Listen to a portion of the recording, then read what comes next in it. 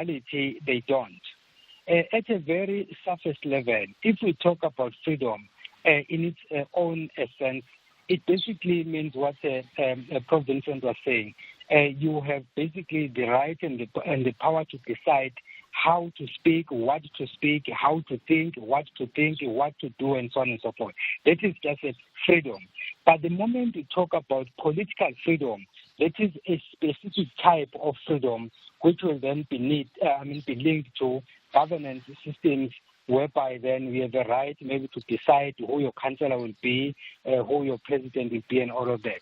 And then, of course, people will always say that if I have freedom to decide, therefore it means that those I've put into positions have a responsibility to respond to my needs. In most cases, that does not happen. When it comes to democracy, on the other hand, as much as some features of democracy also are linked to freedom, but in real sense, democracy is a system of government. In other words, if I can make an example of where the majority of African countries were under colonialism, then they got their political freedom.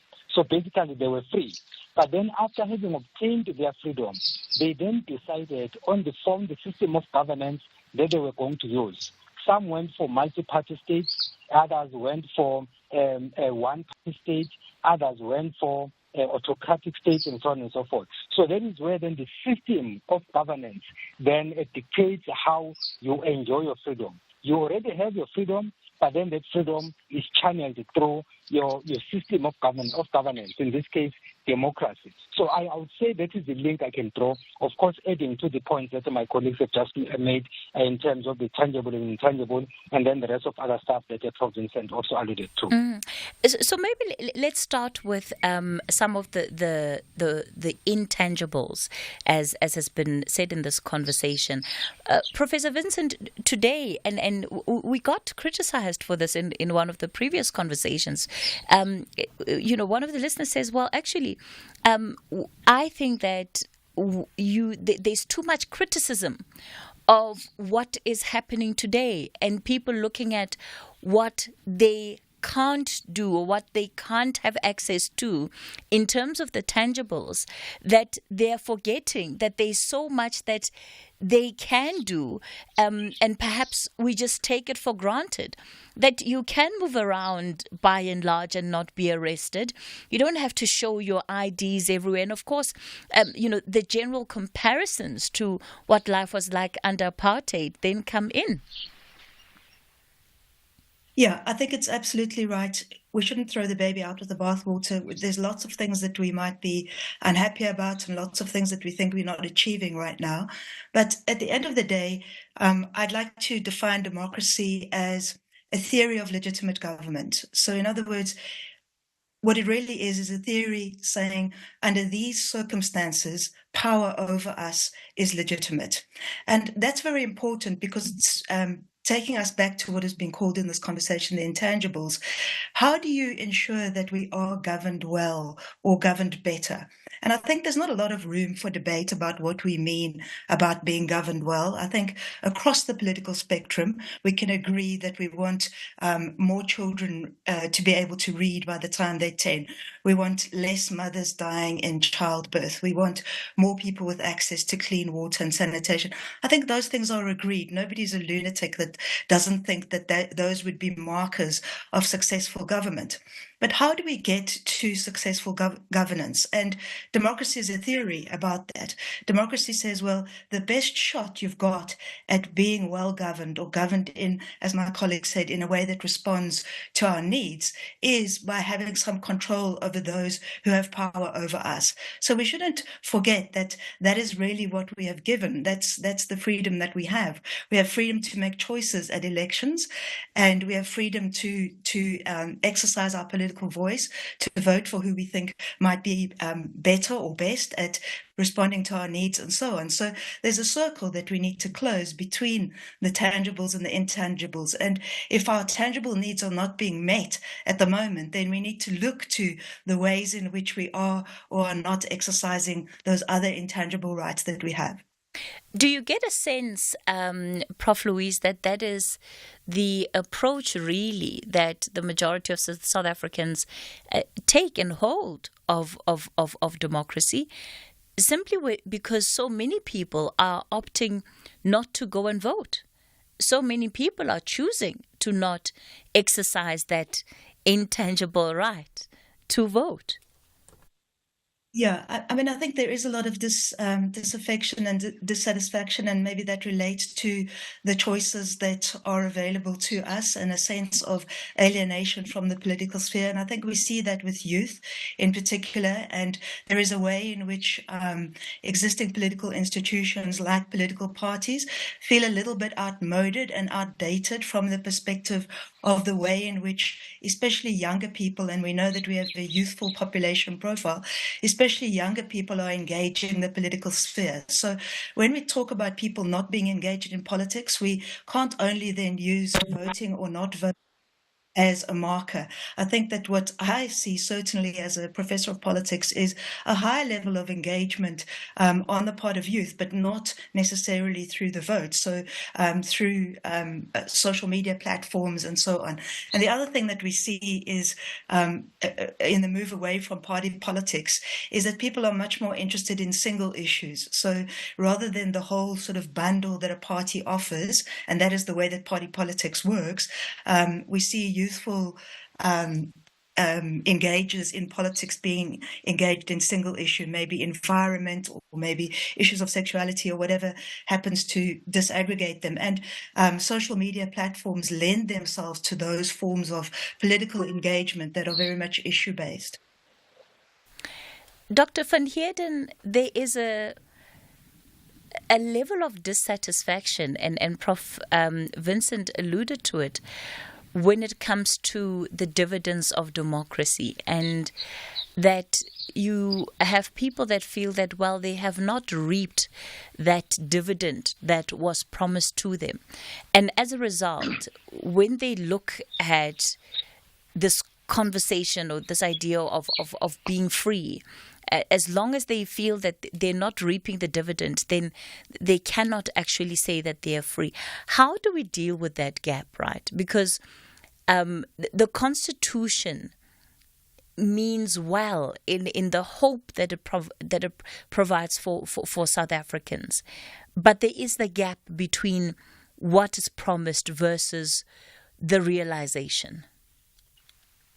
No, absolutely. I mean, the truth of the matter is, if I could just firstly respond to the previous point, which is that I think we should also be aware, Cathy, about the level and high percentage of turnout in the South African elections. I know that there's really very real concerns and about apathy and people not coming out. But when you look at other democracies in the world, in our case, about 44 million South Africans are eligible to vote, and only about 27 million come out to cast their vote. But that is still a very high percentage in comparison. If you look at the turnout and apathy that's there in other democracies, and I just thought I'd park that point because we have become rather spoiled, if you like, in a positive way, about the huge numbers of people that comes out, even though it is beginning to dwindle as we go to successive elections. So just that one point. On the issue of the dividend, I mean, the truth is, and you are correct, the Constitution of the Republic of South Africa is a vision. It's a visionary document. It's something that we espouse to. There are some existing tangibles and rights that are already in place, but we still need to move towards an ideal South Africa where socioeconomically people begin to feel that they are catered for, that they are looked after in the most basic forms, whether it is in terms of water, electricity, and so on, primary healthcare, schooling, and the likes.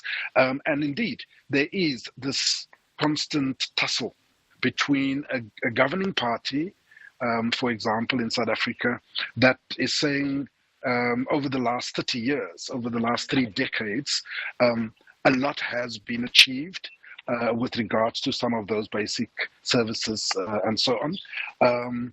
But more needs to be done. And so, of course, there are, especially the younger generation, that, have got expectations, who want employment. It's not as if they are not skilled, by and large, not qualified. The economy is just not growing at the rate that it's required, and so on and so forth. So that I fear that deficit will remain for time to come. But slowly, a successful government will slowly but surely, incrementally begin to eat away of that deficit. And hopefully at some point, we'll get to a point where there is a sizable black middle class in South Africa, that the structure of the economy has taken different permutations and shapes, and that there is more satisfaction with delivery. We'll continue the conversation in a moment. It is 10:30 now. Time for your latest news headlines. Good morning, I'm Anne Musa. In the headlines, the Electoral Court will today hear 5 matters in which political parties say that they were unable to load their candidate lists due to alleged technical glitches with the online portal of the Independent Electoral Commission. 2 learners have died and dozens others injured following a multiple vehicle collision at Sekgagapeng village in Mokopane, Limpopo. The scholar transport vehicles involved in the collision were transporting learners to school. And South Africa's health regulator, SAPRA, is recalling 2 Benylin pediatric cough syrups after the detection of high levels of diethylene glycol, which is fatal. The affected batches have been sold in South Africa, Eswatini, Rwanda, Kenya, Tanzania and Nigeria. I'll have details on these and other stories at 11. Taking a look at your markets this morning, the rand is currently trading at 18 rand 87 to the dollar, 23 rand 54 to the pound and 20 rand 12 to the euro. Markets in Asia were mainly weaker at the closing bell. The JSE is mainly weaker in mid-morning trade. Markets in Europe are mainly higher this hour. Gold is trading at $2,351. Platinum $970 per ounce. The price of Brent crude oil is at $89.26 a barrel. SAFM 104 to 107 nationwide. Come closer. Over here. Man, oh man, do I have something to tell you. Huh? You know what would happen if you weren't here? No SABC Sport, no Skim Sam, no Uzalo, no deal or no deal, no Too Hot to Be Single, no family meetings, no radio, no nothing. Just dololo. Silence. But you, my friend, you make it happen because you pay your home and business TV license. Now we can deal or no deal celebrity, Mobango, Hectic 99 and Footsputter. Kozeku se Jovijo. So please keep on keeping on and do the right thing so we can make new memories and tell stories for the now generation. SABC TV licenses. Pay yours, make a difference. For the first time in 30 years, the ANC is set to lose its majority. Opposition parties have united as the multi-party charter for South Africa. A strong democratic alliance with a proven track record Can anchor a new government that serves the people. But a new government that works is only possible if you vote for it. Let's unite and rescue South Africa. Vote DA. This political party advertisement was paid for by the political party concerned. The views expressed in this advertisement are those of the political party and not those of the SABC. Ready Steady Cook South Africa. The Thriller Minute Daily Treat is sure to spice up your Monday to Friday menu from Monday 18 March at 7 p.m. If you and someone you know think you're ready and steady to cook along the esteemed chefs on this juicy television show, you can WhatsApp the producers on 068-675-2542. Channel your inner 5-star chef with Ready Steady Cook. Weekdays at 7 p.m. only on The Saturday Play. Who the hell does he think he is? Just because he's a teacher and he drives a car, he thinks he can take my girlfriend? Catch me, Tebogo Sefako Matenji, on the Saturday Play. Okay, Mike Mulitsane. I know you have been sleeping with schoolgirls, but this time you have taken it too far. Catch the Saturday play between 9 and 10 p.m. only on SAFM. The Talking Point with Cathy Mohlahlana. Weekdays, 9 a.m. till midday. All right, we continue the conversation on the Talking Point. It's our series of our Freedom Month series, and today we're looking at freedom versus democracy. We're joined by Professor Louise Vincent, Professor of Political Studies at Rhodes University, Dr. Oscar van Heerden, a Senior Research Fellow at the Centre for Diplomacy and Leadership at the University of Johannesburg, and Professor Bheki Mngomezulu, Professor of Political Science and International Relations, and also Director of the Centre for the Advancement of Non-Racialism and Democracy at the Nelson Mandela University. So, Dr. van Heerden, before we into headlines, I think I may have cut you off there while you were still making the point around dealing with this deficits that exists, especially when it comes to the young people of the country, their hopes for themselves versus what is reasonably possible given the state of the economy currently.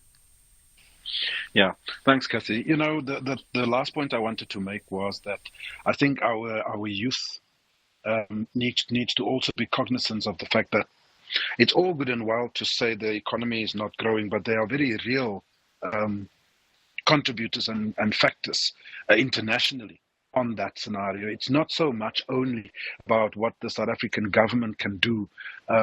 There are, of course, debates around interventions, different approaches, one of which is a big one, Cathy, is that there are many that argue that it's high time that we privatize the state-owned enterprises and do, you know, what's happening in some countries where Transnet, Prasa, Eskom, etc., should be in private hands, and that would probably ignite something within the economy, create more jobs, and so on and so forth. It is an argument.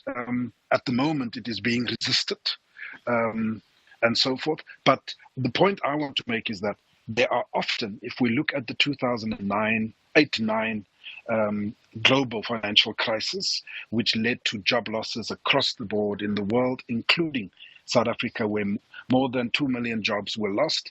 1 million of that has now been sort of gained back steadily over time, but it left a huge dent within the prospects of, and then of course there's also these global conflicts, which I know is not the topic today, but as you know, when oil-rich countries begin to engage in conflict, it negatively impacts on the price of oil, which then trickles down to petrol price, food prices, and so forth.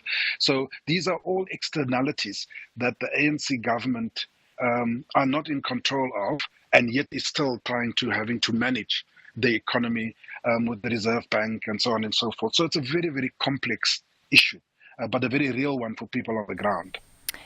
Prof. Mngomezulu, one of the things that we're seeing now, especially given the fact that we are in the height of election season, is of course political parties campaigning, making all sorts of promises, right, to the people of this country. And a statement that one often hears is that you've got to look at what the parties are promising and then see which one is realistic and then perhaps support that party. Is there the same idea around what is realistic under democracy? What is reasonable? What can we use as a benchmark that is attainable? Okay, thank you very much for that question. Maybe before I answer that question, let me just go back to the point you made earlier on, and my colleagues commented on, in terms of us having a constitution that is supposed to lead us to a particular direction. But unfortunately, we are not where we are supposed to be. And one of the challenges is that we have to breathe life into our constitution. If you look at Chapter 2 of the Constitution, for example, which enshrines the Bill of Rights, and of course a number of other things that are listed there, and then look at that against Chapter 9 institutions, which are supposed to ensure that there is democratic consolidation. But unfortunately, none of these two chapters of the Constitution will take us to where we want to be unless you and I breathe life into it. In other words, we make use of the institution, Chapter 9 institutions, and also we understand the rights enshrined in Chapter 2. If there is an IDP and we don't attend those IDP meetings, if there is Imbizo or Izimbizo and we don't attend, if there is a call for us as the general population to comment on certain bills that are being crafted by Parliament and we decide not to comment, so nothing is going to change. So those are some of the realities then that we have to contend with. But to come back to a point about parties making promises against what is realistic, as a matter of fact, I'm not a fan of constitutions, of manifestos. In fact, I even wrote a piece where I was saying that manifestos don't win elections. I still maintain that position, simply because there are people who would vote for a political party having not read even a single sentence in that manifesto. And in some instances, you will find that manifestos are written in foreign languages and the majority of the people locally cannot even understand what is said there. But they still vote for that party anyway.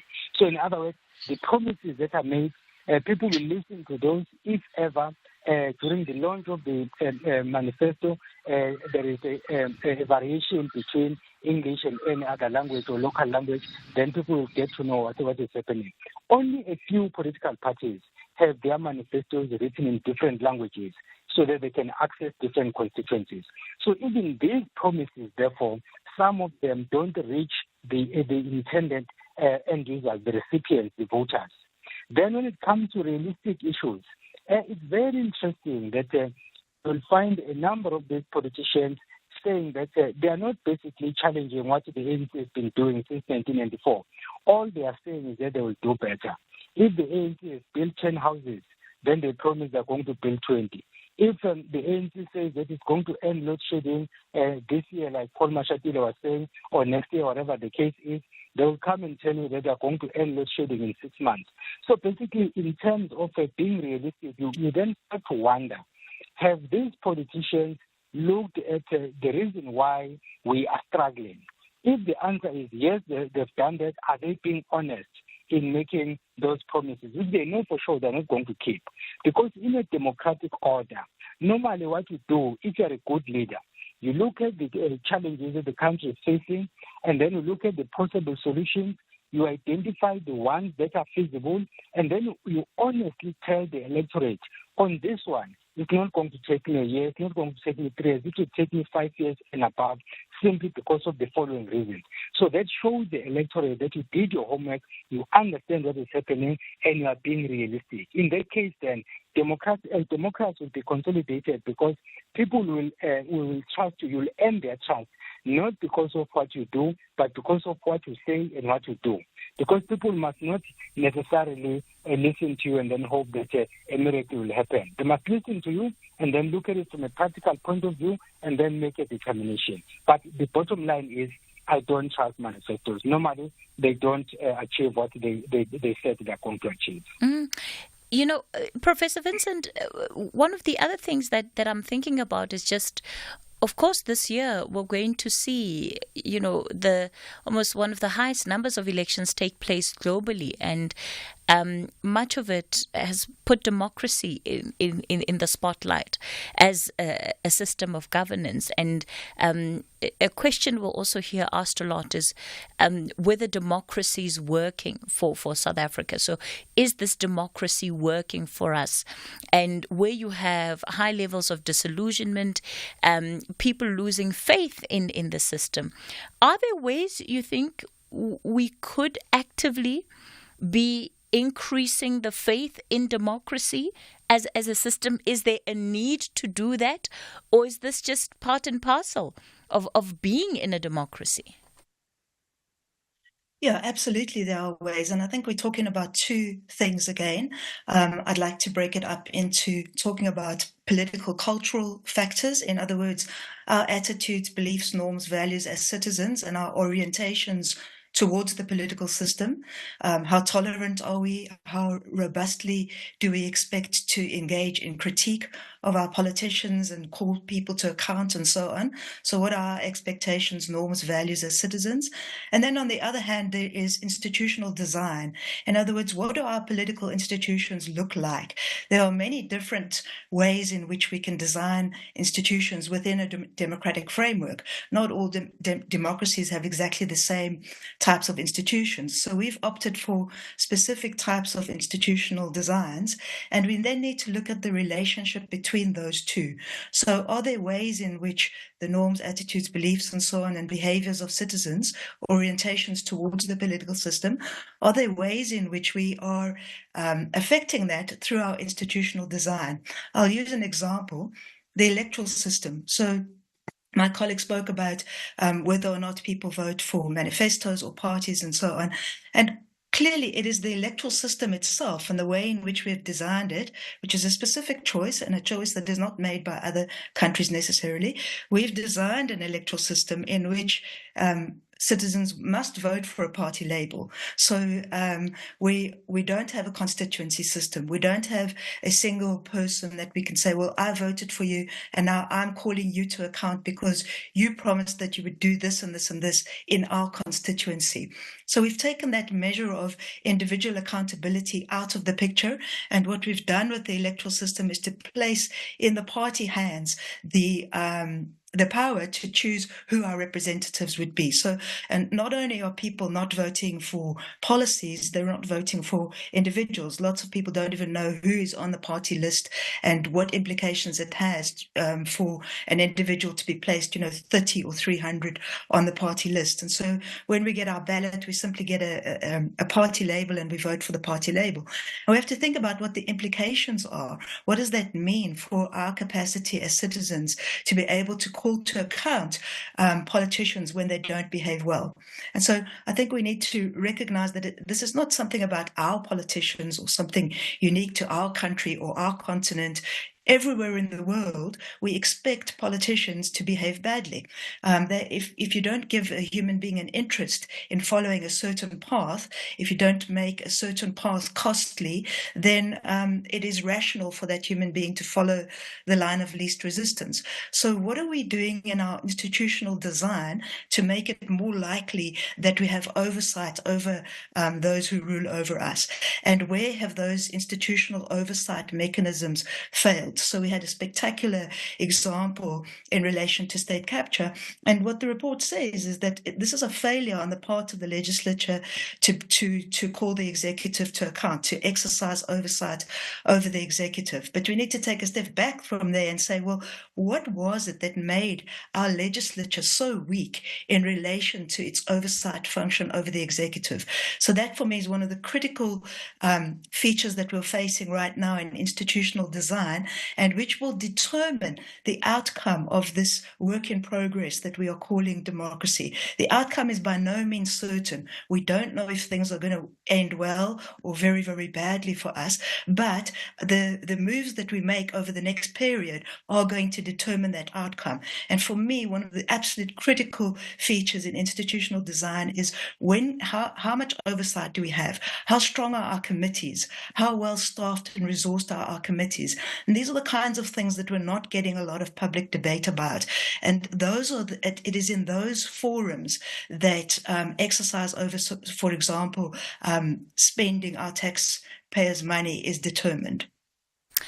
Sure. So much that you've said, Professor Vincent. I guess in many ways, it's also a question of the parties, right? And the fact that it is convenient that those are the conversations we're not having.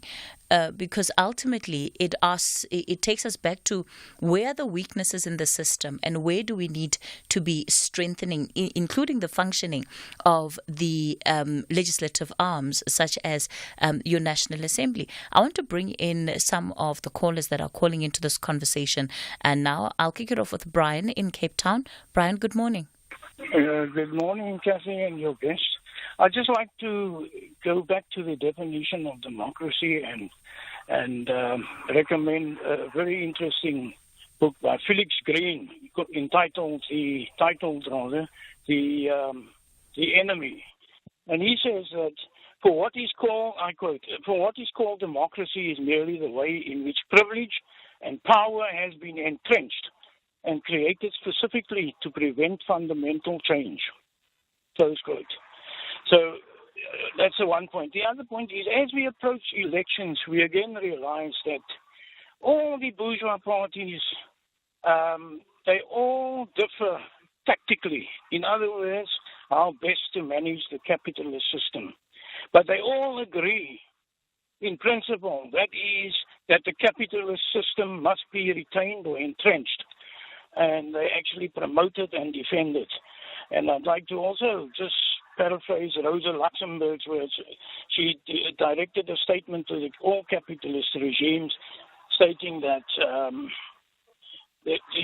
soon the revolution will rear its head again, and proclaim to your horror that I am, I will, and I will always be. So in other words, the capitalist system is not a true democracy. All this Pandora's box of social ills have been around since time immemorial, and it's even worsened now. In fact, Rosa Luxemburg said the capitalist system will soon reach a stage of barbarism, and we see it. I mean, this Jocelyn girl disappears, the mother poisoning her children, and human trafficking. The social ills is endless. The list is endless, and it's not getting. It gets worse. The capitalist system will never deliver. We're living in a dream world. All right. We think, Trotsky said, reformism. When you reform the capitalist system, humanity will pay a huge price, and that's basically what this is all about. All right, Brian. Thanks for that view. Brian out in Cape Town. Janus, you're also in Cape Town. Good morning. Hi, good morning. I would like to respond first of all to Brian because he's talking nonsense to me. I came from the country which was governed by this Rosa Luxemburg. By the way, she was Polish as well, and it was, you cannot even describe what happened. But anyway, he got his point about my point. But my point is also we're talking about the freedom, democracy in our election. Our election can be manipulated. We know that it's not perfect. The last provincial our election cannot be manipulated. Yes, can be. No, it can't be. Yes, according to yes. Okay, let's say so. Okay, but now I would like to bring to maybe the panelists know the latest finding in European Union that actually Russia got influence on the elections and dictating the outcome of this election. Of which election? Of election in the Europe, in Poland, Slovenia, and other countries. So they've got agents among the European parliamentarians, and there's a special commission now in Europe to checking this influence, Russian influence in Europe. And I'm worried actually because our country is very, strategic country in the world, and Russians got also interest into controlling our Janusz. So I think. Can they respond? Do they know about it? Russian influence? Okay. Golani, you're in the Eastern Cape. Good morning. Hi, Cathy. Your last guest, one of the academic professors, said something which made me actually. I was happy to hear it from an academic. The issue of institutionalized design of our voting through the IEC. Wherein you find that the public, that is you and I, they've only one choice, as much as we call it democratic. It's like saying you must choose between an apple or an orange or a plum. in the way you do, but what the plum is made out of, which I would say whether you want it as a juice or to eat it, it is someone else's choice, because that's exactly what is happening at the moment. You have no choice but to vote for a political party, but we as the public cannot vote for anyone in that political party so that we are able to take that person into account when they are not fulfilling their role. It takes 5 years for the public again to either think of either changing or staying with the same party. But in closing, Cathy, on my side, I just wanted to know from the academics how much of their influence on the basic education or the higher level of education in terms of drafting the education system, because until that space is fixed so that you and I or any other person learn and understand and be able to challenge the status quo, we will always be at the mercy of these political parties that take advantage of the institutionalized way of voting. All right. Xolani in the Eastern Cape, thanks for that. Let me go to Kimberley now. Denzel, good morning. Good morning, Cathy. Good morning to your panelists. Cathy, there's a big hole here in Kimberley, and I'm looking at a bulldozer now where I'm standing. If I can use this, I will push all of these politicians into the big hole here in Kimberley because they are useless. There was a constitution judgment. Cathy, how did you ever heard that the Constitution says Parliament is accountable? It did not say the ANC. It means all of the politicians are accountable. I like your panelist, the lady speak now. She talks about responsibility and accountability. Now, because of that, a sitting president, former president, asked the question in Parliament: who comes first between the ANC and the people of South Africa? That's a problem. My next point is, Cathy, because of that, there's no accountability, there's no leadership, there's no oversight, there's no proper governance. We have issues where a 14-year-old lady, she walks to Mr. Price and she gets arrested. A young man, a group of people who are against surgery in the KZN, that guy cannot walk around. He's in his house. A young girl goes to a school, she must pay money to get access to that school. A teacher for a job, she must pay a certain amount to get that job. Where does this come from?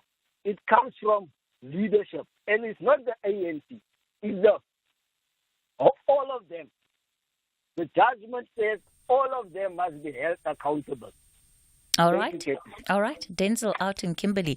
Thanks for that. So I'm looking at the time and I really want to do our guests some justice. So Professor Vincent, because we have you up on the Zoom line and it's about to expire soon, I'm going to give you the chance just to respond to the issues raised by our listeners, and hopefully Dr. Van Heerden and Prof. Ngomezulu will indulge me a little bit so that they then will have the opportunity to give, their inputs after the 11 o'clock news. But Professor Vincent, you can go for it.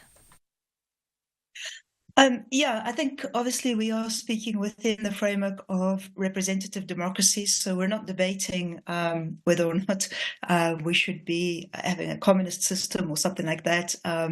So I'm going to just restrict myself to within the debates about representative democracy. So I want to go back to my initial point, which is that this is a theory of legitimate power. And quite a lot of the time you sort of introduced it as democracy versus freedom. And I want to just rearrange that a little bit and say that what we really are talking about is freedom as the starting point assumption of democracy. So we start with the assumption that human beings are born free and equal. If you think about the national anthem, the last line says that we'd actually live and die for freedom. And I just wonder if we ever really think about that, if we think about the extent to which freedom is something, that we value so much that we would actually die for it. What does that really mean? And why? Why do we put that in the anthem as such a cornerstone? And I think the reality is that if you don't start from the assumption that human beings are born free and equal, then you can't really understand what democracy is trying to achieve. And for me, what democracy is trying to achieve is the protection of that fundamental assumption about the human being, and that is that we are free. And every incursion into our freedom needs to be justified, and the justification can only be in accordance with our own interests. So you can only justify limiting my freedom if you can show me that by doing so, you're acting in my interests. So I might give up some of my freedom, say, for example, in return for greater security or in return for greater orderliness in society and so on. But if I'm not secure, if I'm likely to be raped, killed, pillaged, and so on, then what am I giving my freedom up to you in the first place for? Why am I giving you power over me? You can only justify your power if you exercise your power in my interests. So I think I just wanted to bring us back to that as a fundamental building block or starting point for democracy, rather than the two being in tension with one another. All right. Thank you so much for that, Professor Louise Vincent. We'll leave it there with you. When we come back, we'll take Dr. Oscar van Heerden and Professor Bheki Mngomezulu. It's 11 o'clock. Time for the latest news.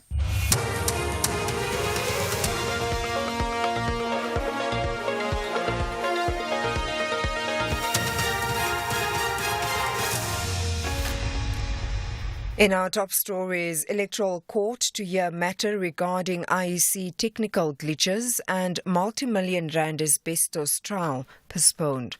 Good morning. We start with election news.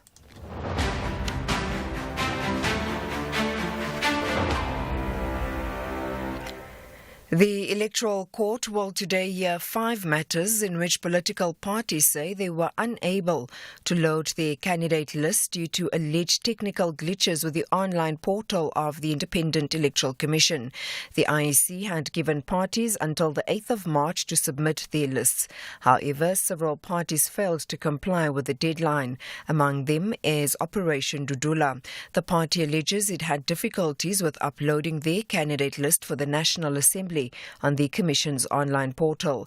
Isaac Lisule is Operation Dudula's Deputy General Secretary. After paying for the National Assembly and paying for different provinces, the system of the IEC, the online system, did not recognize the reference number for us to be able to load our candidates for the National Assembly, but recognized the same reference to load the provinces. We participating in Limpopo, Gauteng in the Western Cape, but could not allow us to use the same reference to load the national candidate. We escalated the matter to the IEC at almost the same time, at about 4:30 on the day, and we made several calls in between, and the IEC, the technical people, could not come back to us.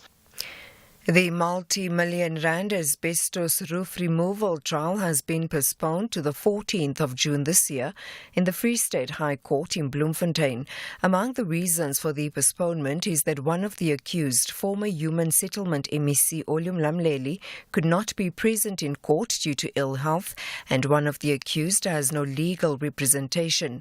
Among the accused is the province's former Premier Ace Magashule and 17 co-accused, including several companies. They are set to face more than 70 charges that include fraud, corruption and money laundering relating to the 255 million rand asbestos project, which saw money leave the state coffers without any work being done. The Minister of Higher Education, Science and Innovation spokesperson, Veli Mbele, says NSFAS-funded students will receive their late payments this week. NSFAS beneficiaries have urged the Minister, Blade Nzimande, to take swift action over the delayed payment of allowances. Nzimande has blamed the outgoing NSFAS board for failing to carry out its basic responsibilities. He briefed the media in Pretoria yesterday on his decision to dissolve the board and place the fund under administration. Mbele says they have the assurance from the scheme's newly appointed administrator that payments will certainly be made. We got that assurance from the new administrator, right, who is not responsible for what happened before his appointment, but because he starts his job with immediate effect, to be ensuring that by this week, and they've mentioned the date this week, that they would be making those payments. But also the other commitment that NSFAS made at the media briefing was that they would be, in the coming days or so, they would be convening a media briefing to give the exact detail with regards to the outstanding payments, so that there is a clear public understanding of what this entails. 2 learners have died and dozens others injured following a multiple vehicle collision on the N11 road at Sekgagapeng village in Mokopane in Limpopo. The scholar transport vehicles were transporting learners to school. The Transport Department spokesperson Didimalo Chwene says preliminary investigations reveal reckless driving as the cause of the collision. It is reported that this happened after a collision of 2 Toyota minibuses, an Avanza and a truck. 37 people are reported to have sustained varying levels of injuries, including 2 drivers and a passenger with serious injuries. As a department, we are saddened by the incident and send our heartfelt condolences to the bereaved families and wish those who sustained injuries a speedy recovery. South Africa's health regulator, SAHPRA, is recalling 2 Benylin pediatric cough syrups after detection of high levels of diethylene glycol, which is fatal. The affected batches have been sold in South Africa, Eswatini, Rwanda, Kenya, Tanzania and Nigeria. The recall follows a report by the regulator's Nigerian counterpart on Wednesday, which first detected the toxin in a batch of Benylin pediatric syrup.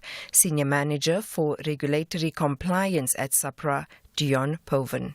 NASDAQ, or the Nigerian Medicines Authority, they conducted some testing of batches that they found in the market, and they picked up 1 batch of Benylin pediatric syrup, tested it, found high levels of diethylene glycol, and then proceeded to issue a public notice to say people should not be using this medication and it should be recalled. And it is on that information that we are acting now in collaboration with the manufacturer, Kenvue. So diethylene glycol does have some very serious side or adverse effects, and it can prove fatal if you do not consult with your healthcare professional. And finally, International Relations and Cooperations Minister Naledi Pandor has called for restraint on the part of all parties following Iran's drone and missile attack on Israel. Iran launched over 300 drones and missiles on Israel in its first ever attack on the country. It comes after an Israeli attack on Iran's consulate in Syria 2 weeks ago, with Iran saying the matter can now be deemed concluded. Speaking on the sidelines of the campaign trail in Durban, Pandor says the focus should remain on agreeing on a ceasefire in Gaza. And as the government of South Africa, as always, we urge restraint on the part of all parties, and we remind everyone that the core focus must be freedom and justice for the people of Palestine. And so what we should be focusing upon is a ceasefire, because too much death has happened. We want to stop to this murderous onslaught. Recapping the top story, the Electoral Court will today hear 5 matters in which political parties say they were unable to load their candidate list due to alleged technical glitches with the online portal of the Independent Electoral Commission. For SFM News, I am Anne Musa. The Talking Point with Cathy Mohlahlana. Weekdays, 9 a.m. till midday.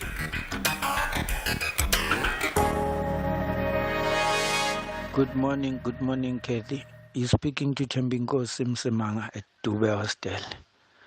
I personally think we didn't get freedom. We got the democracy instead of freedom. We were fighting for freedom, and then we were given the democracy, which is totally different from the freedom. Because when we were fighting for freedom, the first thing that we wanted is a land. We didn't get it.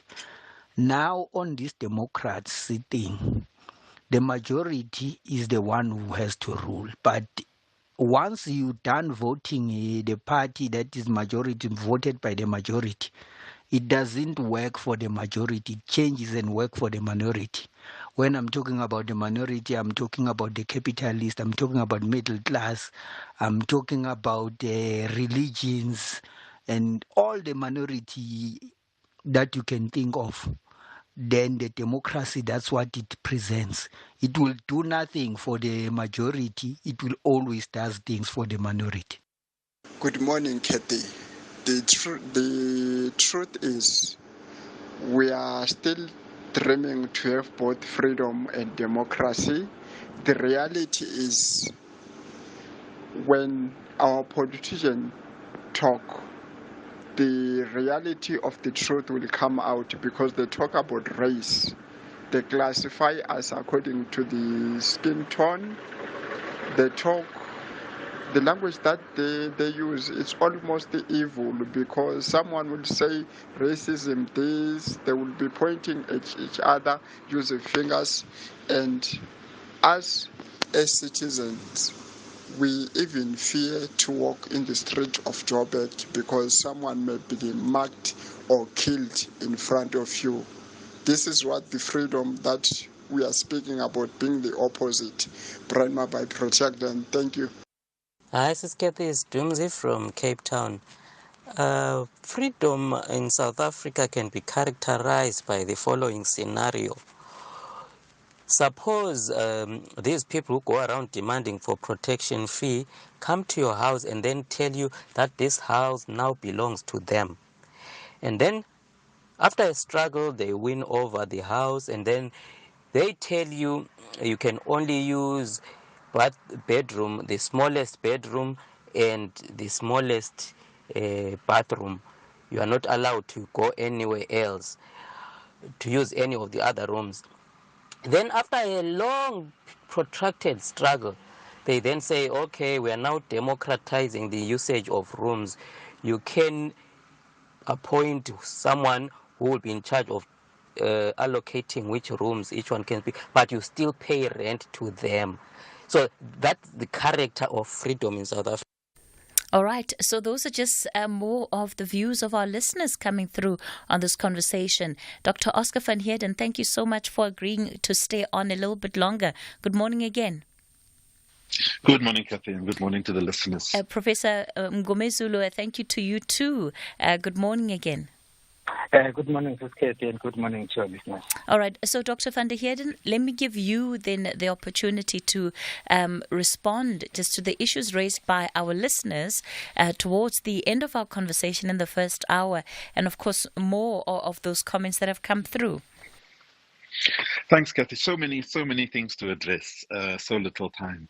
I think on the question, Cathy, about whether this Western democratic system is ideal for us, I recently, a few weeks ago, launched my own book, which is, I asked the question, is the party over? In relation to both the party in terms of the ANC, but also the party 30 years on, the celebration of freedom and democracy, which some of the callers are now questioning. So, and I do go into, I agree with Professor Vincent, it's not as straightforward, are we going for communism or capitalism? I think that it's quite nuanced. I think that over the last 30 years, and as I explain it in the book, through various policy choices, we've tried to dabble with concepts of being a developmental state, meaning that the role of government should be much more entrenched in the economy, or also dabbling with social democratic models where we give welfare, we provide, because there is this disconnect between employment, between poverty and inequality. So I just think that I try to explain it in the book. Now, to come to some of the specific callers, with Brian, I mean, Brian's point is that definition that he provided is a Marxist definition. And it's clear that he is advocating for something other than a capitalist system, which by and large is what we find ourselves in South Africa in terms of a Western capitalist democracy. Janus's point is about, there's been rumors and there's been talk of various countries getting involved and manipulating foreign countries' elections, but there's no such proof. The truth is that in terms of our own electoral system, our own independent electoral commission, they have demonstrated over and over that there is integrity within the system, that it is genuinely free and fair. And of course, have invited various international observers, including the embassies that are based in South Africa, play an active role in observing. SADC sends representatives, the African Union sends representatives, and that besides all the other civil society in South Africa that obviously keeps a watchful eye on proceedings every 5 years. So I don't think there's going to be any talk of manipulation or anything like that. Where there are potential glitches or questions, there is a system in terms of the electoral court and so forth.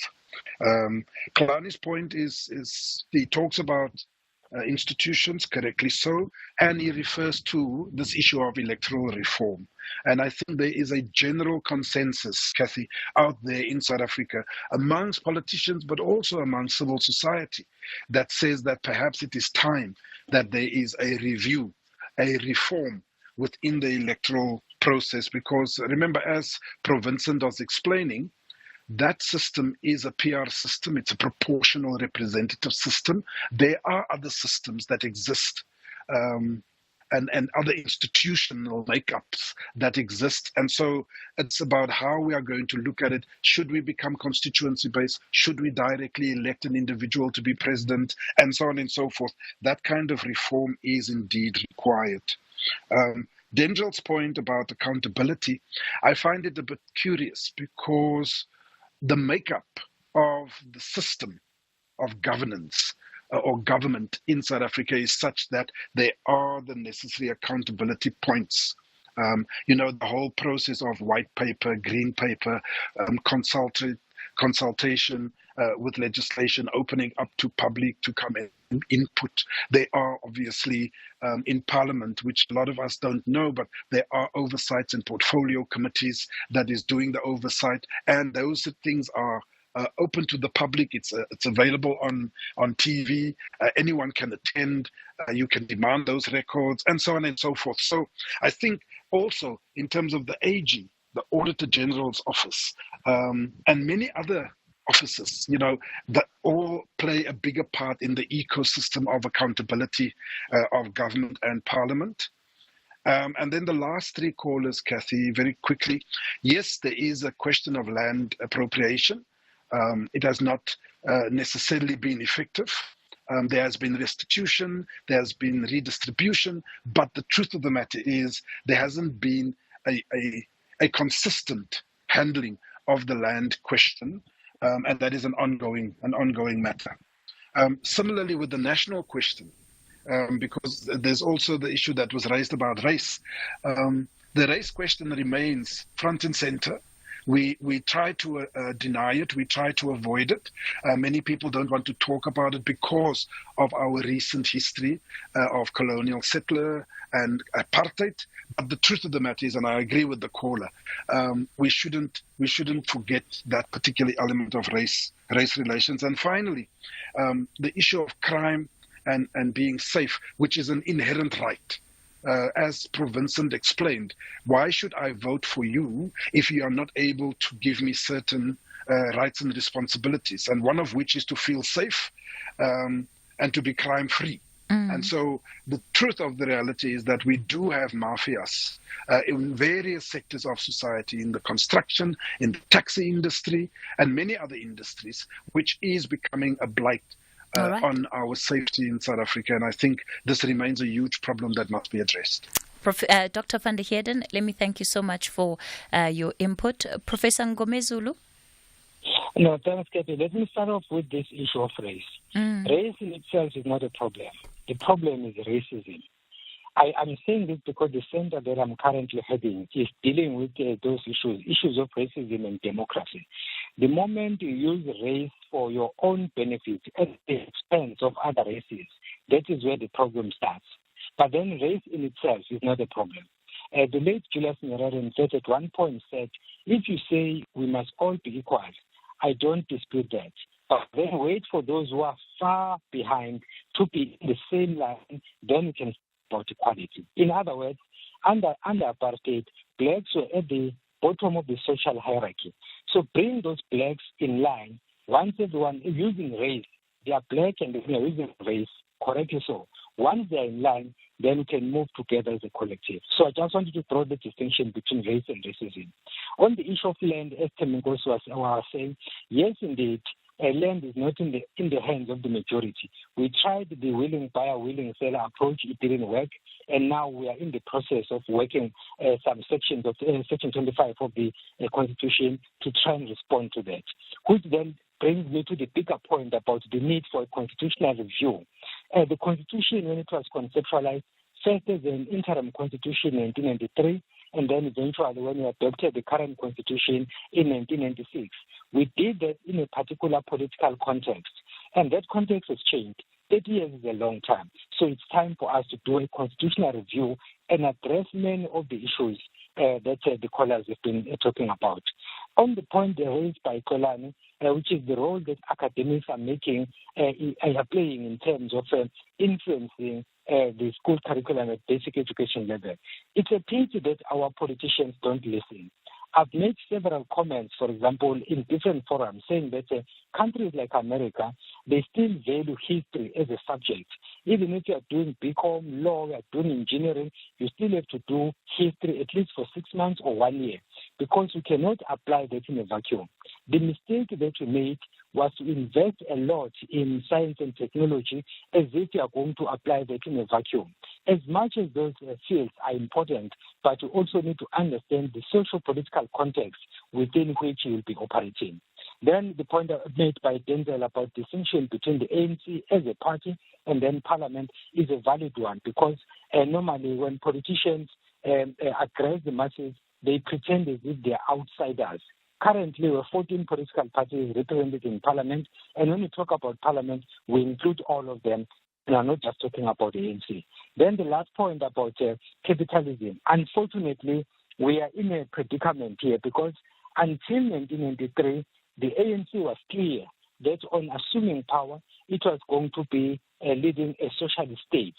Then they realized at the 11th hour with the fall of communism, 1989-1990, that this is no longer a viable option. Then that is why we have capitalist policies that are not helping us. If we have challenges with this, then go back to the Constitution and review it. There is nothing that we're going to do to address the issues that callers are making until such time that we review our Constitution, because that is the apex law of the country. All right, Prof. Ngomezulu, let me thank you for your time and your insights. And again, apologies for keeping you longer than what we had anticipated. That is Professor Begim Ngomezulu and Dr. Oscar van Heerden, all of them contributing to the conversation we started off in the first hour of this show. All right, so we are officially then wrapping up that particular conversation for the final hour today. We will be speaking to NSFAS, in particular the spokesperson for the Department of Higher Education, about NSFAS. So do stay tuned in for that shortly. Here, there, and everywhere. SAFM 106.6 FM in Bloemfontein. SAFM has signed a code of conduct that is enforced by the Broadcasting Complaints Commission of South Africa. Under the code, we are committed to giving news that is accurate, comment that is fair, and programming that is not harmful, does not amount to hate speech, or contain violence or explicit sex. If you think we are not living up to that code, then you can inform the Broadcasting Complaints Commission of South Africa. Direct any complaints in writing to the Broadcasting Complaints Commission of South Africa. PO Box 142365. Craig Hall 2024. Fax to 011-326-3198 or an email to bccsa@nabsa.co.za. For more information, please visit www.bccsa.co.za. Conversations that you connect with and react to. SAFM. All right, let's get into our final conversation this morning, and we're looking at the National Student Financial Aid Scheme following the announcement last week to not only dissolve the board but also place the institution under administration. Veli Mbele is the spokesperson for the Department of Higher Education. Veli, good morning to you, and apologies for starting this conversation a little later than what we had planned. Good morning, Cathy. Fully understandable, except to just say I don't want to get in trouble. I'm the spokesperson for the ministry. Okay.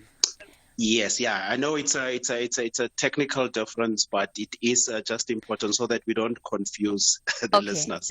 So you're the minister spokesperson and not the department spokesperson? Yes, so to speak. But the conversation is well within our jurisdiction, so we can go ahead with the conversation. Okay, so are you going to be able to answer all questions or only some questions? I don't know the questions yet, so let's see. Really?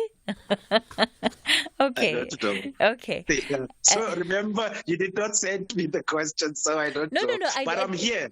I'm here. Let's have the conversation. Yeah. And let's give the answers that we can give. We need to explain this to your listeners and the nation, and we need to give answers. That's why we are here. Maybe the first question, Veli, will be, why did it take so long?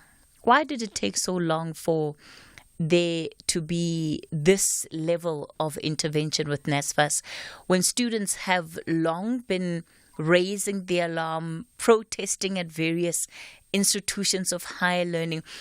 There have been problems with NSFAS for some time now. In particular, one can go back to August, September last year when it became clear that the mismanagement that was taking place in the organization was having a very dire impact on the students who are clients of NSFAS. Yes, certainly, Cathy. So the concern you are raising is legitimate. It's a legitimate question, right? And there are a number of things in responding to that question that we must try and help the public understand. So the minister did not become aware of those issues that he outlined in the media briefing yesterday. So there has been an assessment over time of the performance of NSFAS, and as part of that performance, the minister, as the responsible head, one of his interventions was, in addition to raising his concerns, like he said, the minister did all he can to give NSFAS the necessary support, which includes, amongst others, going to National Treasury to go and lobby for extra funding to increase the capacity. For instance, there was concerns from the NSFAS leadership that they lacked capacity to do some of the things that the minister had asked them to do. The minister went out over the period that you described to go and lobby for additional funding. But the minister also made an effort to give the board as much support as possible. And this he did sometimes at the expense of the other entities that report to him. 26 universities, over 50 TVET colleges, over 21 sitters, and he gave so much time to NSFAS. Now, having done all of that he did, right, because his initial instinct was not that the institution must be placed under administration and this and the other thing should be done. One of the approaches for the minister was that where there is legitimate need to help build capacity, he made himself and the department available to intervene. But when all of that was not working, right, over the period that you described, the minister then came to the conclusion that he has tried as much as what he could try within his power, and where we are now, the best route to take to make sure that NSFAS continues to function is to take the action of, amongst others, dissolving the board and placing the institution under an administrator, right, for the reasons that he cited. So it took so long because there has been a number of interventions that the minister was making, right, to try and help stabilize and give capacity to NSFAS. So that would have contributed to what looks from the outside as the minister having taken so long, right? So that's really just by way of background as to how we got where we are today. But in the same breath, Veli, the minister is the one who said yesterday that the board was unable to carry out basic responsibilities. So if truly then you're looking at the work that a board is doing and its basic functions that they're unable to do, it shouldn't have carried on for this long if we're to take the minister by his own reasoning. Yes, certainly, like I'm saying, the expectation from the perspective of the public is legitimate that when you look at it from where you are, it shouldn't have taken so long.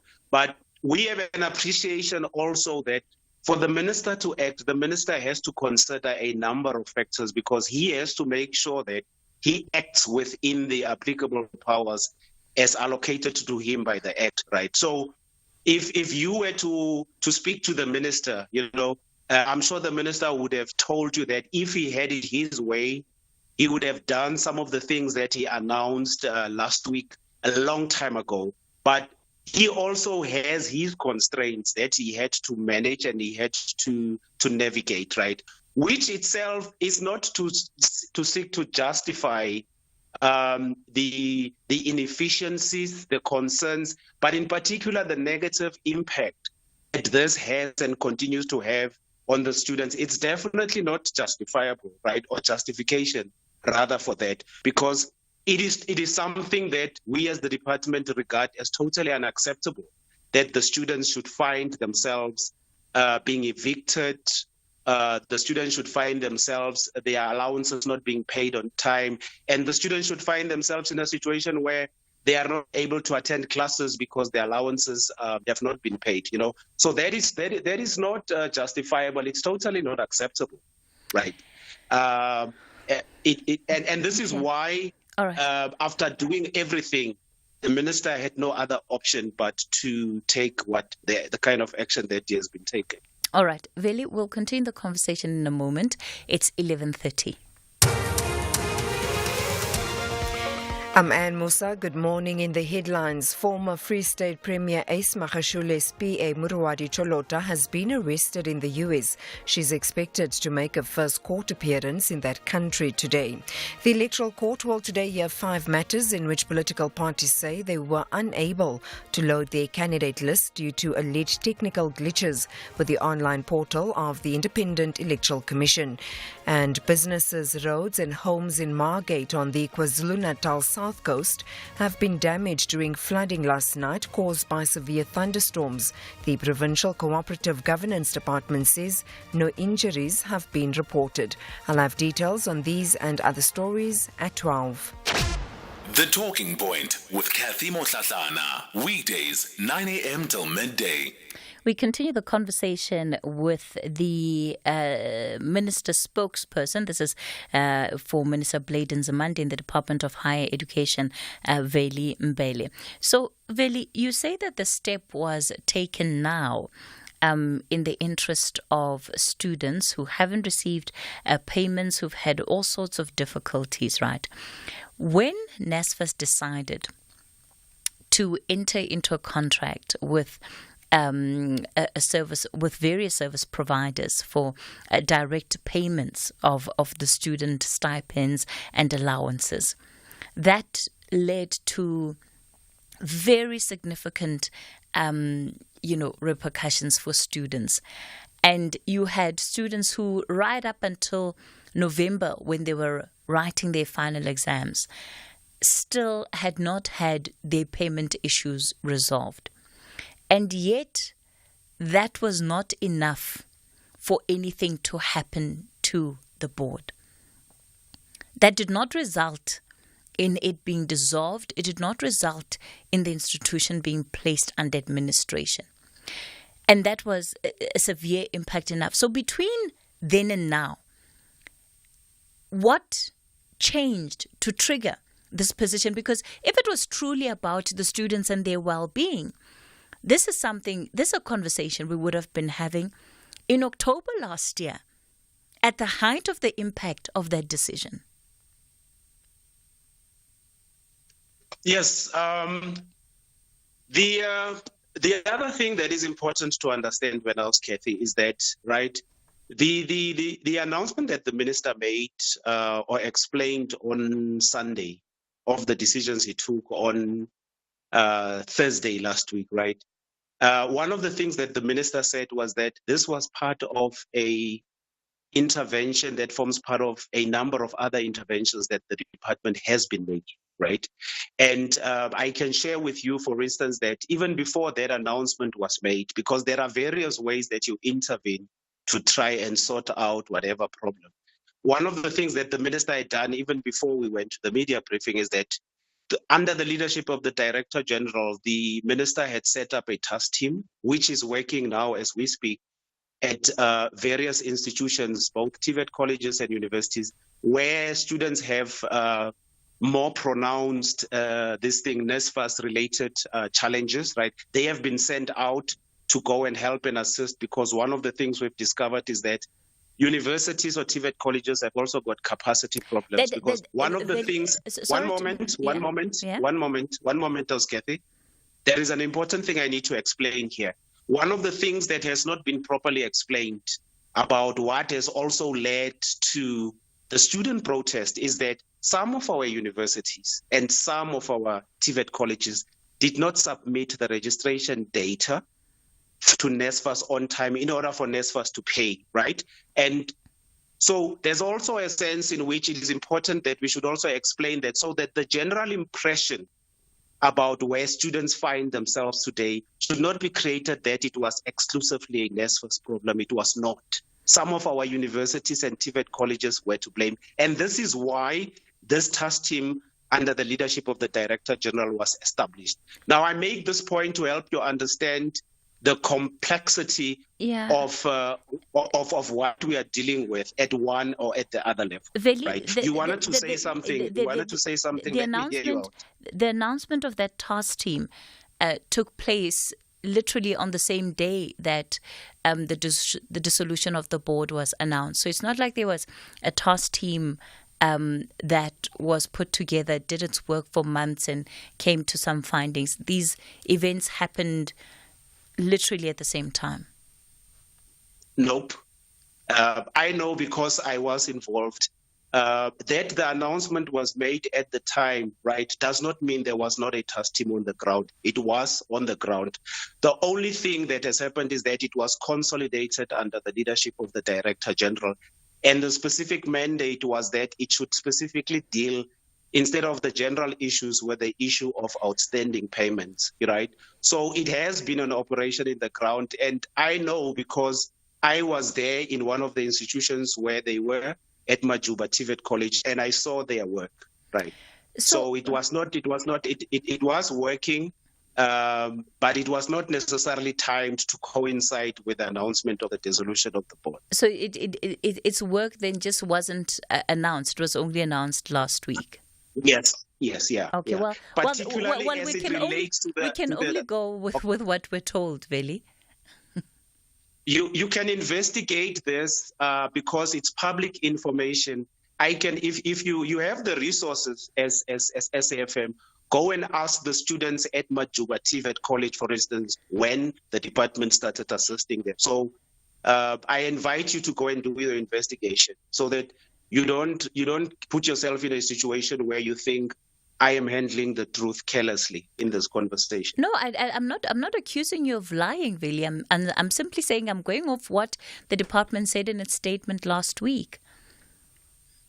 But I take that, but I was explaining to you what informed that particular announcement. Right? All right, okay, that's fine, yes. really. Yeah. That's fine. So you then have a group of individuals that have been found by the department or by the minister to have been incapable of performing their functions. You also have students that have been greatly disenfranchised by the decisions that have been taken at NSFAS. What then happens for accountability? Because all we were told is that the chair of the board has resigned, the minister has accepted that resignation, and that seems to be the end of the story. So how are these individuals being held accountable for how their actions have also impacted the lives of these students? Yes, that concern is legitimate, but it must also be balanced against the veracity of the allegations that have been made against various individuals being tested. Because you see, the other difficulty we have as a country also is that there is a tendency to magnify allegations without due regard for whether those allegations have been tested as factual, right? And in the case of everybody that has been implicated, whether at NSFAS or anywhere, it is equally important that we balance whatever allegations, especially before we inflate them to suggest that people have really done what we are suggesting. And within NSFAS, one of the mandates of the current administrator is to make sure that the investigations, forensic investigations, that's one of his mandates or key performance area, those are followed through. But you would also remember there are a number of other investigations by other law enforcement agencies that are ongoing at NSFAS. Those have not stopped because the minister has dissolved the board, because in any case, the minister have no such power to interfere with the work of law enforcement agencies. And that is an important distinction to make, right? That there are allegations, there should not be an assumption of anybody's guilt. Yes, but so as to make the conclusion that people should be punished or held accountable, right? Let people be taken through the processes to test those allegations. That's where the accountability issue comes in. And the resignation of Mr. Khosa does not in any way suggest he is escaping accountability. That's not what it means. So the Wertmans report. Yes. Part of its findings were that the appointment of the service providers here, of the direct payment service providers, that was done irregularly. That was part of what was found in the Wertmans report. Correct. Now, this board that has been dissolved is also accused of not having implemented the recommendations of that report. Correct. So what happens to them? What are the steps of accountability? So the point that I'm making here is that there are these failures that have been identified. And while it's good to sort of say, well, you've shown yourself incapable of performing this function, so it's time to give others the chance to do it.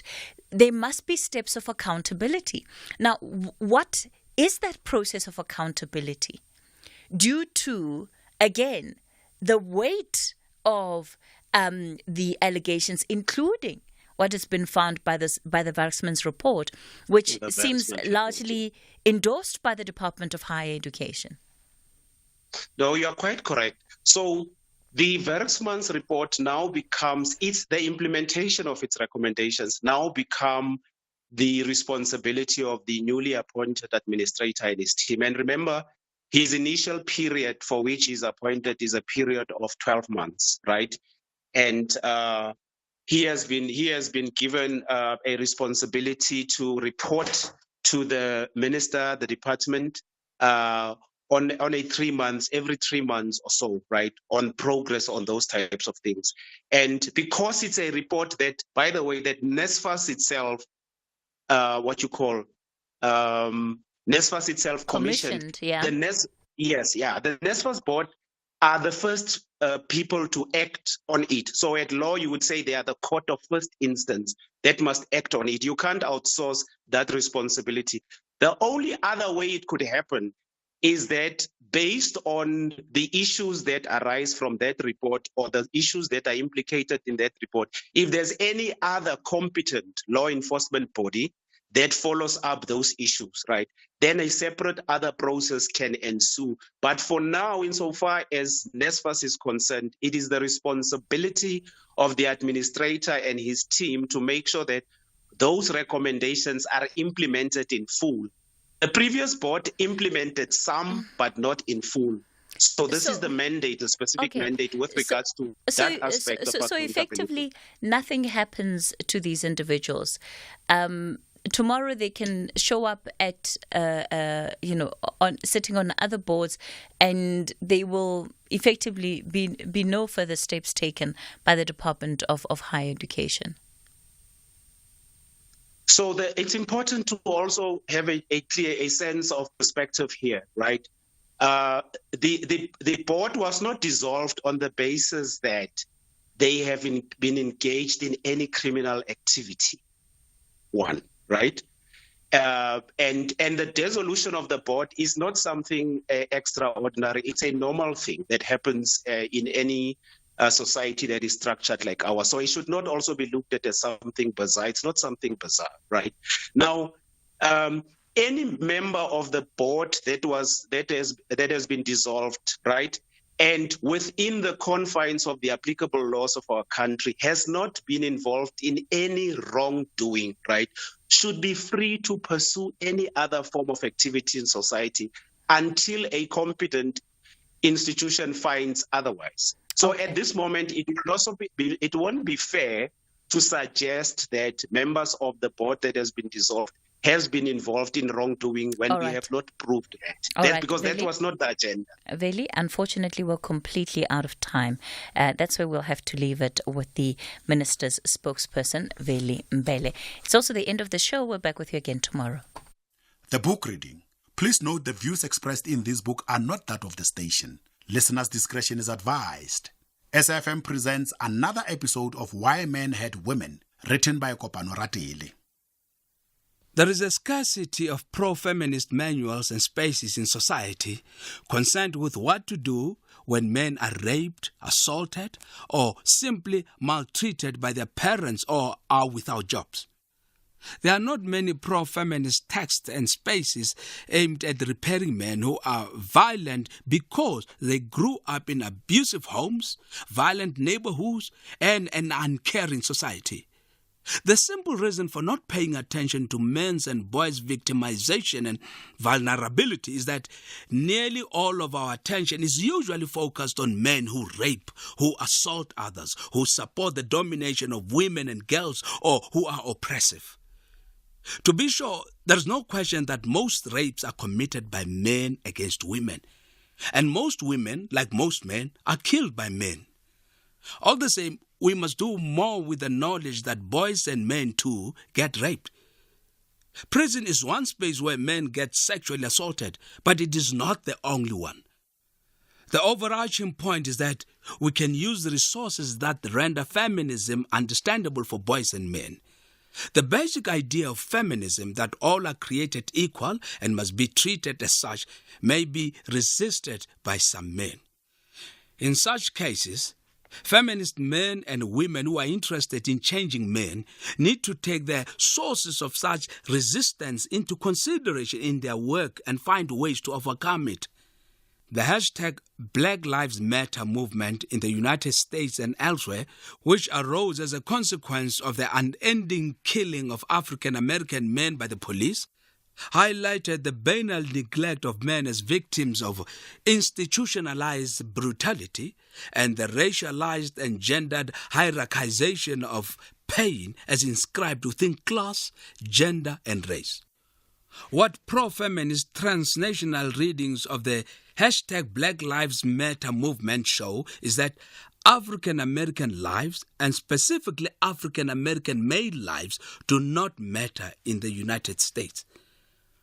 But I'm afraid this lack of care for black males' lives appears to be true also in South Africa, other African countries, Australia, and across Europe.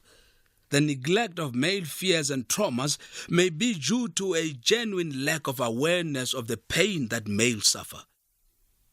This is my optimistic interpretation. However, I also know from reading and thinking about imperialism, colonialism, racism, sexism, and capitalism that some groups, white children from upper classes, for instance, have been considered more vulnerable to injury than others. Power structures work to convince us that some humans are more human than others, and thus some deserve more of our empathy and care, while others are less deserving of these. In light of this social structuring of warm fellow feeling, violence against some groups can be viewed as outrageous, and violence against others as not so bad. Perceiving violence towards certain social groups as more deserving of our attention than violence toward others means that too many gender scholars and activists fail to fully acknowledge some men's vulnerability. In other words, a willful ignorance of the pain of some people as also meriting our empathy and more of our resources to deal with it disables some activists and scholars not only from achieving a thorough understanding of the true extent of violence, of who suffers from violence, of the determinants and pathways of violence, but also from comprehending man's vulnerability and hierarchies of masculinity. Hooks is arguing for reclaiming feminism that imagines a world where women and men can belong together. She reiterates the obvious fact that patriarchal domination and men's violence can never be attenuated, let alone eradicated, unless men are offered opportunities to change. Her work on men also suggests that even the people who are revolted by men's violence against women are not always repulsed by their violence against other men.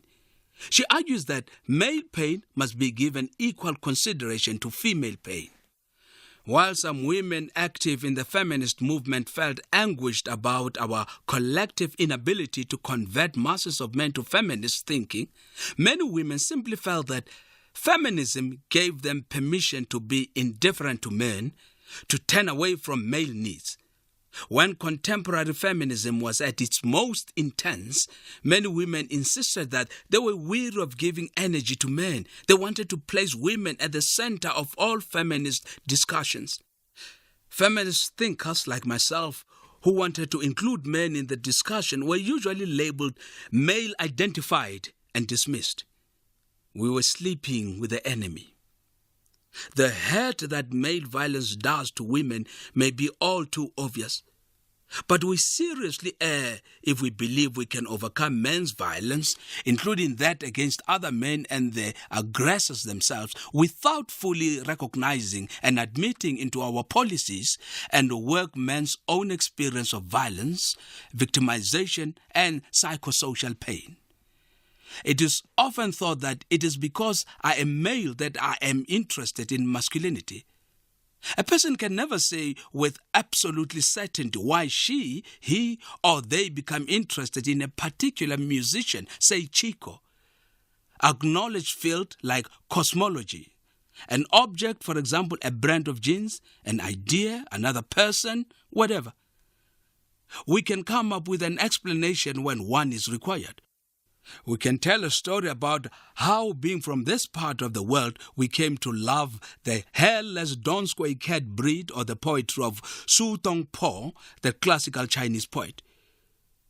We can explain our love for a particular designer, label, or model of a car. But that does not mean that individuals fully understand all the facts and circumstances that have influenced the development of their interest, trajectory, and desires. Nor are they knowledgeable enough about their inner life to understand the dynamics of their fascinations. Without sounding a little too precious then, although the male body I am in, that is me, may have something to do with my interest in masculinity, I suspect that interest came via my concern about our life together as women and men. I feel it came from wanting to know how we came to be in this shape. Another explanation is that I've thought about and traveled to other countries that appear to care about their people or where levels of direct violence are low, although the two are not to be conflated. But I've asked myself, how great would it be to live in a country like the latter, if not the former? All of that points to the need to make more men and more women care a little more about our lives together as women and men. We must care about what makes men act with aggression towards women, especially those they say they love.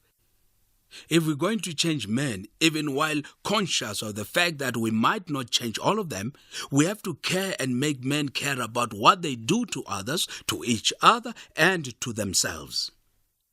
Chapter 19. Don't. I have never raped anyone is not an achievement. Chapter 20. Why is there violence where we expect to find love? I can imagine a future where developments of the Fourth Industrial Revolution, 4IR, like machine learning and big data computation, will have made it possible for people to find perfect love, not only with humanoid robots, but with other people. I can envision that in such a future, a human being could be enabled to ascertain whether the other human they select as a potential long-term partner who may declare love for them might end up violating them. People would be able to rule out potentially abusive mates. This could be of incalculable help in drastically reducing violence in our society, perhaps even changing how we love. However, I do not have the skills to develop an intelligent machine that would help to control or predict violence in relationships. Neither should you come to me looking for how to end violence by men, against unknown women, against children, or against the planet. I have learned, though, that if you bring up a child in a war zone, you are more likely to create a warrior. But that is not the only reason why children grow up to love violence. For even in violent countries like this one, we do get a Desmond Tutu. In other words, we can still nurture non-violent masculinity, solidarity among the genders, support for one another, empathy and compassion even in a country like ours. It is common cause that, according to some people, the only antagonistic force against violence is tougher policing, which is to say a larger police force, increased militarization of society, more prisons, more lethal arms, weapons that can inflict even greater destruction. In this worldview, the one with the biggest muscles or weapons wins. Many individuals, groups, and countries believe that. Not just gangsters, but army and police generals, presidents of countries, and multinational corporations believe it. So do ordinary men and women you might walk past in a supermarket. Violence has to be met with more violence. Other people believe love will conquer all. That is the staple of films and literature, although these works tend to concentrate on passionate love to the exclusion of the many other kinds of love. I know of no government that believes that. I do not know whether feminists and critical psychologists believe in the idea that love can undo violence, even if it cannot conquer all, as the saying goes. All the same, it is my contention that it is worth critically analyzing the potential of love as a force to alter boys and men, to transform masculinity, and thus to shift social relations between the genders. It is infinitely discomposing, although the term does not cover all of the feelings I wish to express, to see love where one expects to find mostly violation, meanness, and lack of empathy. It confuses some people when they see Botho among the poor. This is due to the belief drilled into us by hegemonic capitalist thought that we as individuals have to want or we are nothing, which is to say that material deprivation is the same thing as psychosocial or cultural ugliness.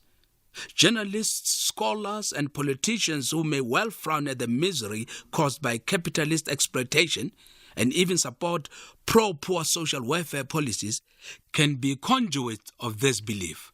That is, that emotional misery is not as bad as economic misery. We come to expect to find rape among the poor. We anticipate that there will be more of the experience that nobody cares, which is to say, lovelessness among poor people in informal settlements. We may even hope that the people in townships will feel ugly. But it is when I see companionship in a poor couple that I'm reminded that it is not poverty that leads to sexual violence. Too often it seems it is because we have been taught that economic poverty leads to bodily and psychological violence that we imagine we can only find stories of abuse and despair where people live in squalor or in a violence-wrecked area. Consequently, we fail to see wells of affection in a place where we expect disaffection. We ignore lessons that care in action often entails something other than an expensive gift. Even where there is material want, belonging can be a spiritual bulwark. Even where there is destitution, we must find true intimacy. We must not give up on love. There is a reverse story. We do not expect to find violence where there is wealth, in a middle class and rich homes which look wonderful from the outside, but where there is viciousness within. Where there are expensive objects and yearly vacations to exotic destinations, but the torture is as sophisticated as it can be fatal. Stating this can provoke incredulity. But the disbelief stems from miseducation, because everything looks great from the outside does not mean that all is well inside. The way we present our lives to the outside world can be different from what really goes on in private. And the more successful we look, the harder it can be to tell others about our suffering. That was another episode of Why Men Hate Women and Other Reflections on Love, Violence and Masculinity, read by Samson Khumalo. The book is published by Wits University Press and is also available online, www.wetspress.co.za. It is broadcast on SAFM at 11:45 Monday to Thursday on The Talking Point. It is produced for SAFM by Jeffrey Matenji. Technical production by Wiseman Manqele.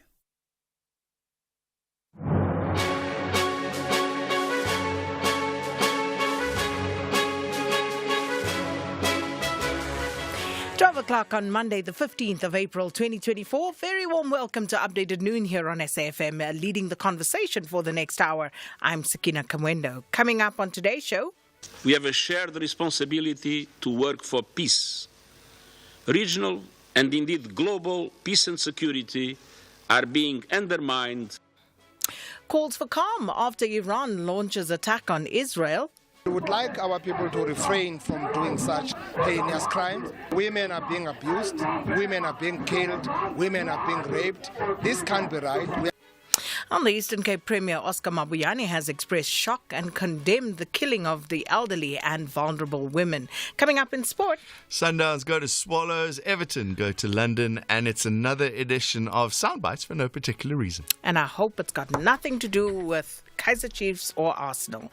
That's John Gericke with more on that later on in the show. But please share your views with us. 41391 is the SMS line number. You'll be charged R1.50 per SMS. You can also get in touch with us by writing to us via X or Facebook. Our handle at SABC News_radio. You can also reach us on X using the hashtag Updated Noon, or send us a WhatsApp voice note on 082-692-3909. All these and more stories coming up on this Monday edition of Updated Noon. First, though, here's your latest news with Anne Musa.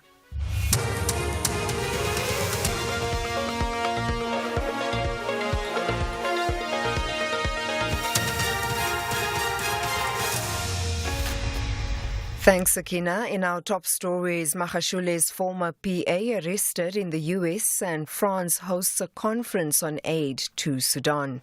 Good afternoon. Former Free State Premier Ace Mohlahlana's PA, Muruwadi Cholota, has been arrested in the US. She's expected to make a first court appearance in that country today. This was revealed in the Free State High Court during the appearance of suspects in the asbestos trial. At some point, the NPA wanted Cholota to be a state witness against Mohlahlana, a move that never materialized. The NPA Free State spokesperson, Mujalifa Senokwatsane, confirmed Cholota's arrest. On the issue of Ms. Charlotte, we can confirm that she was arrested this past weekend and she is expected to appear in court this morning in America. Unfortunately, at this stage, because she will be making her first appearance in court in America, we are unable to confirm that. When the date she'll be able to come to South Africa, that process will be undertaken soon. 3 Eastern Cape men are expected to appear in the Lady Frey Magistrates Court for allegedly killing a 71-year-old woman. Her 2 grandsons and a friend were arrested. Police say she was reported missing a few days ago. Her body was found buried in a shallow grave in a garden. It's reported that she was brutally killed and buried allegedly by her grandsons and their friend. They are facing charges of murder and robbery. In election news,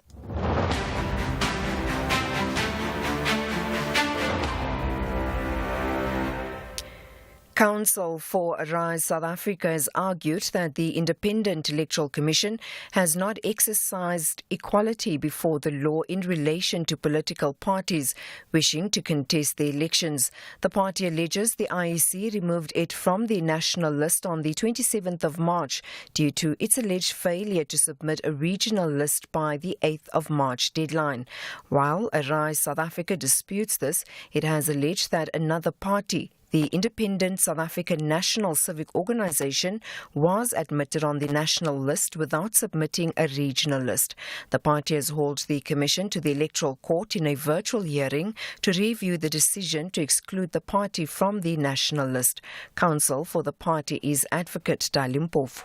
The reason that we were being told is that you did not file a regional list. You only filed a national list and a provincial list. That's the alleged Section 27 defect. The IEC goes on in its answering affidavit trying to explain that if you don't file a regional list, therefore you cannot qualify for the national list and so on.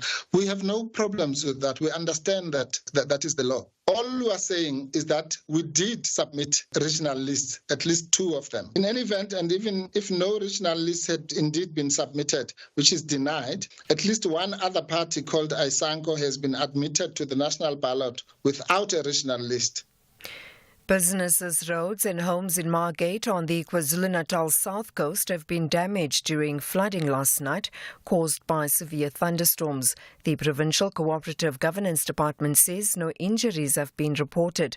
However, disaster management teams from Durban down the south coast have been put on alert. The South African Weather Service has issued a level 5 warning of heavy downpours where over 200 millimeters may fall over a 24-hour period until midnight tonight. The provincial Kochta spokesperson, Sibuniso Mgadi. This thunderstorm may cause localized damage to settlement, vehicles, livelihood, livestock, and also may result to power surges due to excessive lightning. The public is also warned of localized injuries that may cause a danger to life due to lightning. We also urge communities to seek safer places such as community halls and churches that will be open to them as safe havens. Our teams may have to evacuate people should they foresee a high risk of danger due to inclement weather. And finally, France is hosting an international conference on Sudan exactly a year after civil war broke out in the North African country. Organisers say dozens of representatives of Sudan's civil society will be involved, but neither the Sudanese army nor its rival, the Rapid Support Forces, will be represented. The BBC's Barbara Platt-Usher has more. It's hard to grasp the sheer scale of the numbers that catalogue the catastrophe in Sudan. 25 million people need humanitarian assistance. That's half the population. 18 million face acute hunger, layers of crisis compounded by ongoing fighting, lack of access for aid, and not nearly enough of it. The conference in Paris aims to boost humanitarian efforts. And the U.S. recently renewed a push for ceasefire talks, but without success so far. The warring parties have carved up the country in their struggle for power. Both sides are accused of war crimes. Recapping the top story, former Free State Premier Ace Magashule's PA, Murwari Cholota, has been arrested in the U.S. She's expected to make a first court appearance in that country today. For SFM News, I am Anne Musa. Update at noon with Sakina Kamwendo, midday to 1 p.m. Update at noon with Sakina Kamwendo. Well, good afternoon, everybody. Thanks so much, Anne. Anne will have your headlines at the bottom of the hour. Much to cover during this particular hour, or what's left of it, and some of the stories there contained in the news bulletin, but also others. We'll also take a look at what's happening, the latest developments in the Middle East with Iran retaliating there against Israel, and we're also keeping an eye on what's happening in the Electoral Court, because that court today hearing 5 matters in which political parties are seeking relief. The parties independently will argue that they were unable to comply with the March 8 deadline due to the alleged malfunctioning of the IEC's portal. So we have Zoleka Kodashe watching that one for us. And then perhaps, a worthwhile reminder, Johnson & Johnson, their children's Benylin pediatric syrup has been found to contain unsafe levels of a toxic industrial solvent. So Stephen Grootes had this discussion earlier this morning on his show. We'll cut a snippet from that and play it again, because I think it's worth just reminding everybody of the recall. And if you still don't know about it, if you know someone who may have children, it's that sort of season where there's flu about and that sort of thing. So just be aware of what's happening with the Benylin pediatric syrup and the recall that is going along with that. And then the newly elected executive mayor of Ekurhuleni Metro, Nkosiphindile Xagaza, will today be sworn in, and we have Horisane Sitole on that beat for us. AfriForum, they challenging the Basic Education Laws amendments. The lobby group wants the National Council of Provinces to revise the Basic Education Laws amendments and allow SGBs to determine an authorized language policy in designated schools. And also the Senzo Mayiwa murder trial resuming in Pretoria this morning. So those some of the stories that we'll be following up on. For over 40 years, people around the world have been spinning and winning thanks to the Wheel of Fortune. Now it's your turn to take the prize as this legendary game show finally launches in South Africa weekdays 7:30 p.m. on S3, plus an omnibus Saturdays at 10:30 a.m. with rebroadcast on SABC2 9:30 a.m. Don't miss your chance to be part of history. Enter now on www.wheeloffortunesa.tv and let the wheel decide your fate. Channel your inner wordsmith on Wheel of Fortune on S3. Open up.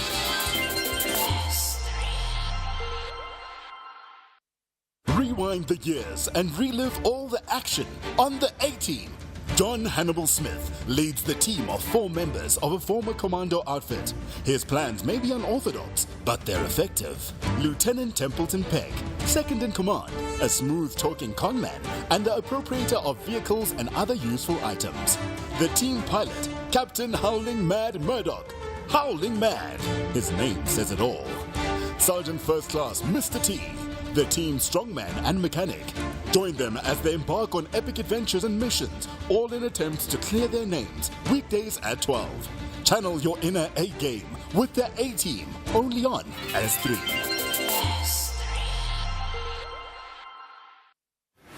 SAFM Sunrise with Stephen Grootes. Where did you intercept these people? Where were they coming from? From the 1st of April to the